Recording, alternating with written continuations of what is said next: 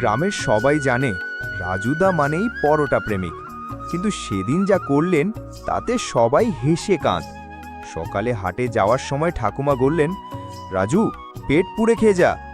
রাজুদা বললেন, না না ঠাকুমা, হাটে গেলে ক্ষুধা লাগে বেশি, তাই আমি পকেটে 3টে পরোটা নিয়ে যাচ্ছি। হ্যাঁ, সত্যি সত্যি। শার্টের এক পকেটে 2টো পরোটা আর প্যান্টের পকেটে একটা ডিম পরোটা। হাটে গিয়ে সবার সাথে আড্ডা চলছে। হঠাৎ স্কুলের ছোট্ট পটুল এসে বলল, রাজু কাকা, আপনার জামাই কিছু বেরোচ্ছে। রাজুদা দেখে শার্টের পকেট দিয়ে পরোটা তেল চুইয়ে পড়ছে। পকেট খুলে দেখি এক পরোটা চিপে চিপে আলু পুরি হয়ে গেছে। রাজুদার লজ্জায় বললেন, এইটাকে বলে পকেট পরোটা, রান্না ছাড়াই গরম। সবাই হেসে গড়াগড়ি।